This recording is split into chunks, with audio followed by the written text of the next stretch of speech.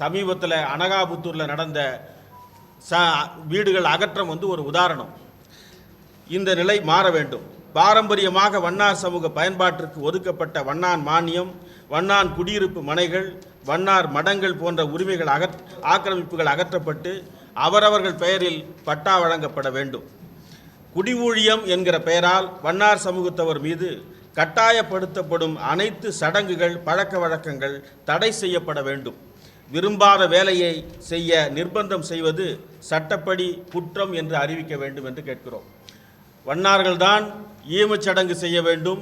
பிறப்பு முதல் இறப்பு முதல் வரைக்கும் நடக்கக்கூடிய பண்பாட்டு விஷயங்களில் வண்ணார்கள் தான் செய்ய வேண்டும் என்று கட்டாயப்படுத்தப்படுகின்ற குடிவூழிய முறை முற்றிலுமாக ஒழிக்கப்பட வேண்டும் என்று இப்பொழுது இருக்கக்கூடிய சமூக நீதி அரசாங்கத்தை கேட்டுக்கொள்கிறோம். இடுகாட்டு சுடுகாட்டு பணியாளரைப் போல பிறப்பு முதல் இறப்பு வரை நடைபெறும் மத சடங்குகள் அவற்றை செய்வதற்கு கிராம பண்பாட்டு பணியாளர்னு சொன்னால் இடுகாட்டு பணியாளர் சுடுகாட்டு பணியாளர்னு சொல்லிட்டு நியமிக்கிறாங்க. அதே மாதிரி பண்பாட்டு பணியாளர் என்கிற புதிய அரசு பணி ஒன்றினை உருவாக்க வேண்டும் என்று நாங்கள் கேட்டுக்கொள்கிறோம். மாற்றுத்திறனாளிகளுக்கு காலனி தொழில் செய்பவர்களுக்கு வழங்கப்பட்டிருப்பதைப் போல சாலையோரங்களில் தெருவோரங்களில் செயல்படும் அயன்வண்டி தொழிலாளர்களுக்கு சோலார் மற்றும் எரிவாயு இஸ்திரி பெட்டியுடன் இரும்பு குடில் அமைத்து கொடுத்திட வேண்டும் என்று சொல்கிறோம். சாலையோரங்களில் எல்லாரும் அயன்வண்டி தொழிலாளர்களை நீங்கள் பார்த்துருப்பீங்க.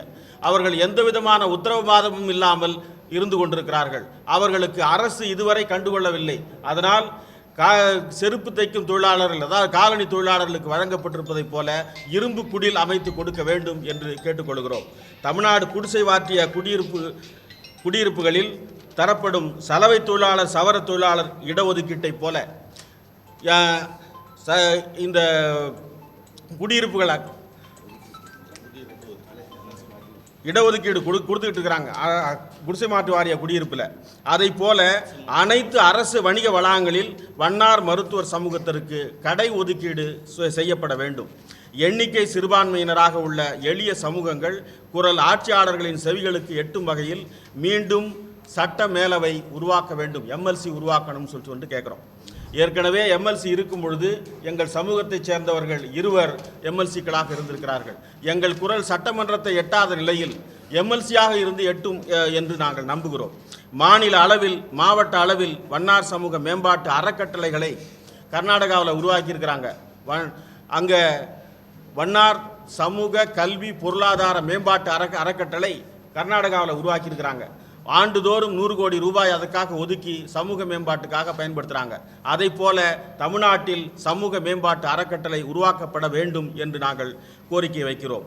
மேற்கண்ட கோரிக்கைகளை நடைமுறைப்படுத்துகிற, வாக்களிக்கிற, வாக்குறுதி அளிக்கிற, சமூக நீதி பேசுகிற, குடிவூழியத்தை அங்கீகரிக்காத அனைத்து அரசியல் கட்சிகளுக்கும் வாக்களித்தால், அதாவது வாக்குறுதி கொடுத்தால் அவர்களுக்கு எங்கள் சமூக மக்கள் வாக்களிப்பதற்கு தயாராக இருப்பார்கள். அப்படி சமூக நீதி பேசுகிற, குடிவூழியத்தை எதிர்க்கிற, பாரம்பரிய தொழில் முறையை எதிர்க்கிற, எங்களையெல்லாம் மனிதர்களாக அங்கீகரிக்கிற அரசியல் கட்சிகள் வாக்குறுதியை அளிக்க வேண்டும் என்று நாங்கள் கேட்டுக்கொள்கிறோம்.